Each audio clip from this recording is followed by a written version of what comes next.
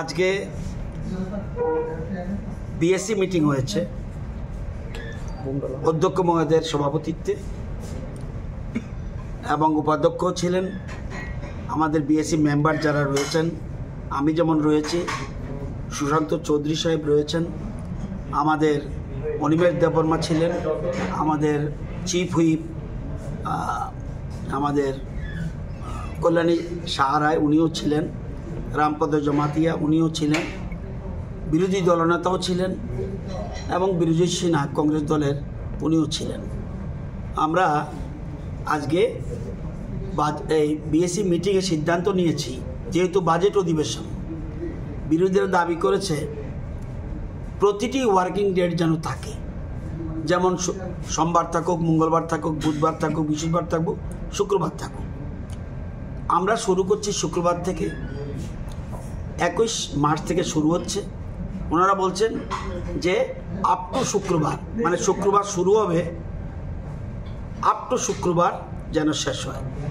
আমরা বলছি না, এবার আরও বাড়িয়ে দেব। আমাদের ট্রেজারি ব্যাংক থেকে আমরা করেছি এটা একদম 21 মার্চ শুরু হবে, শেষ হবে 1 এপ্রিল। বিরোধীরা যে দাবি করেছে এর থেকে একদিন বেশি করিয়ে দিয়েছি। বিরোধীরা দাবি করেছিল শুক্রবার থেকে শুরু হবে, শুক্রবারে শেষ হোক।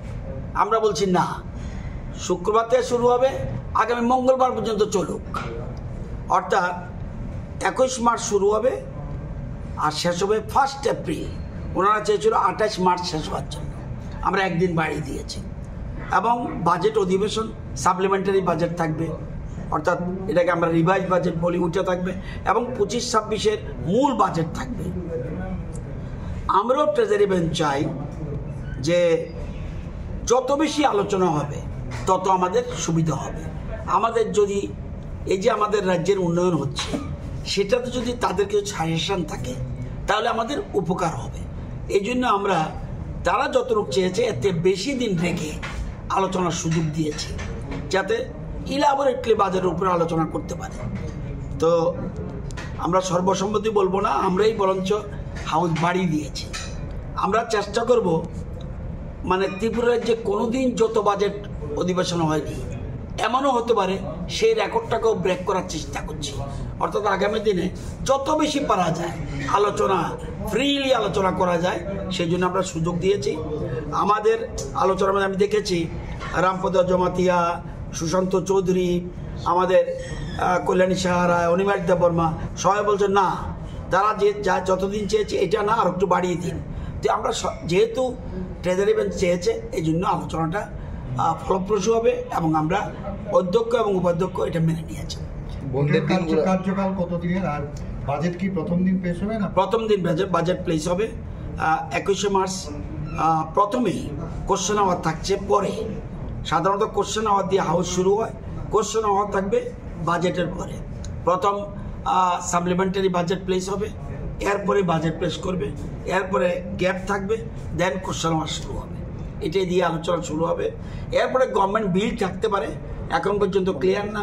গভর্নমেন্ট বিল আসলে তখন আমরা অধ্যক্ষকে আমরা অথরাইজ করে দিয়েছি, উনি এটা অ্যাডজাস্ট করে নেবেন। টোটাল ওয়ার্কিং ডে তাহলে কত দিবেন? 21, 24, 25, 26, 27, 28, 1 7 দিন ওয়ার্কিং ডে শুধু। এবং ইদানিংকালে 10-15 বছরের মধ্যে এক নাগারে এতদিন বোধ হয়নি, আমি রেকর্ড দেখতে হবে, বোধ হয়নি। তবে অনেক আগে একবার হয়েছিল 8-9 দিন, সেটাকেও আমরা ব্রেক করার চেষ্টা করছি আরও, কারণ ওখান থেকে শিক্ষা আমরা আমাদের এই বর্তমান সরকার চায় যত বেশি আলোচনা, আমরা ওপেন ডিসকাশনে বিশ্বাসী, সুতরাং সেই জন্য আমরা এই সুযোগ দিয়েছি। 7 দিনের কি বাজেট অধিবেশনের আগে হয়েছে বলে মনে হয়, এখন রেডিমেড আমি উত্তর দিতে পারবো না।